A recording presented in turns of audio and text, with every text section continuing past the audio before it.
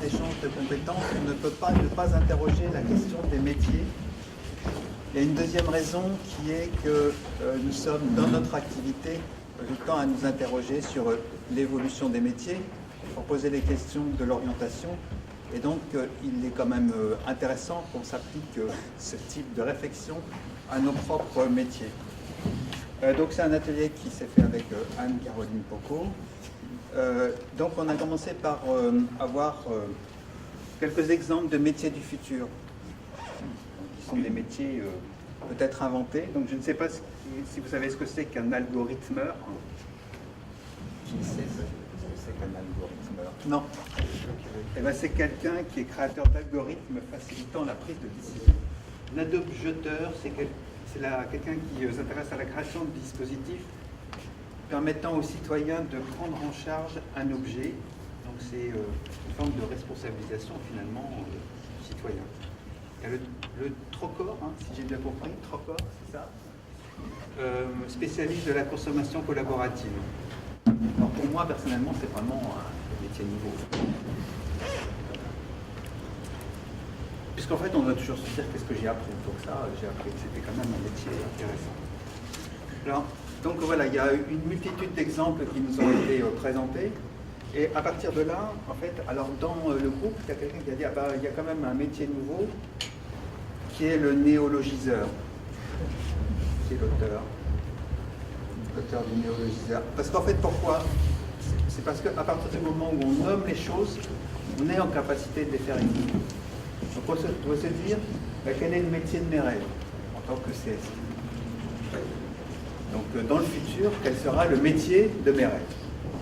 Vous savez que le futur, il commence là, à la prochaine seconde, comme disait l'autre. Donc ça veut dire que dans une seconde, il faut que vous soyez en capacité d'exercer le métier de vos rêves.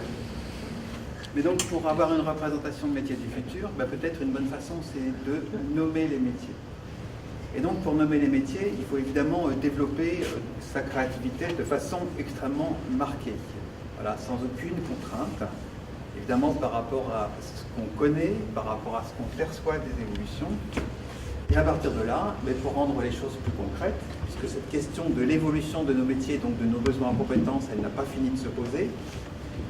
D'ailleurs, lors du prochain congrès de l'AMSTI à Nantes, il y aura un travail sur ce sujet-là, sur l'évolution des métiers, des compétences, des référentiels. On peut évidemment décliner ça de un certain nombre de façons.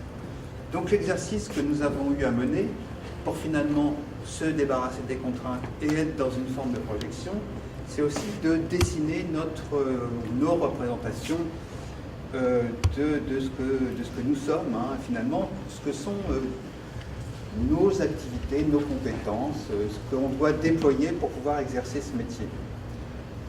On a pris aussi la précaution de se dire que peut-être que métier, ce n'est pas le meilleur terme, peut-être qu'il faut parler d'activité, parce que le métier, c'est quelque chose qui est peut-être un peu figé.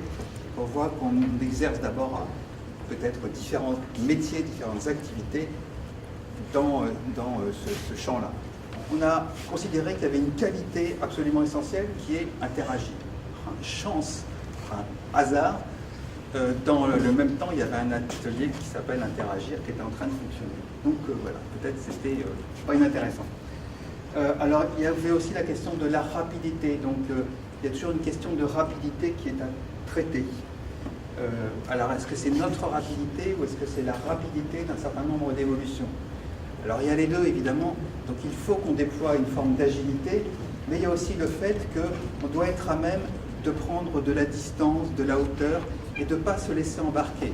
Donc il y a un exemple qui a été donné, donc à la fin du 19e, il y avait la fée électricité, donc on a vécu la fée numérique. D'ailleurs, dans le forum l'an dernier, on s'est dit, oulala, attention, le numérique c'est évidemment très important, mais peut-être aussi faut-il que nous prenions de la distance, puisque ce n'est pas la solution à tout. Donc, hauteur de vue, là en fait, dans ce caractère chinois, en fait, on est au-dessus du soleil même. C'est ça. C'est ça. Hauteur de vue. Hauteur de vue. Dès qu'on a de la hauteur de vue, on a une forme de sagesse. Quand même intéressant. Il y a aussi la question de la clairvoyance. Dans la clairvoyance, il y a du cœur. Donc c'est peut-être, alors, autre néologisme, de la cœurvoyance.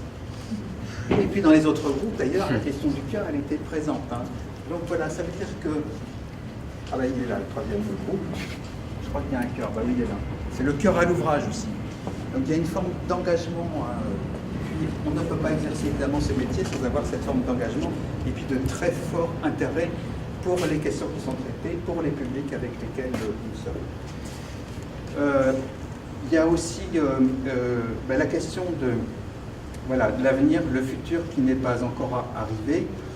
Et donc, voilà, il faut être très à l'affût de ce qui se passe. Donc, on doit être dans ces évolutions, mais on doit aussi être capable de s'arrêter. Voilà. Donc, à un moment donné, à certains moments, il faut arrêter ce mouvement et donc savoir se poser. Peut-être ce forum est-il une occasion de se poser. Voilà. Donc, à suivre, évidemment, la question des compétences et des métiers.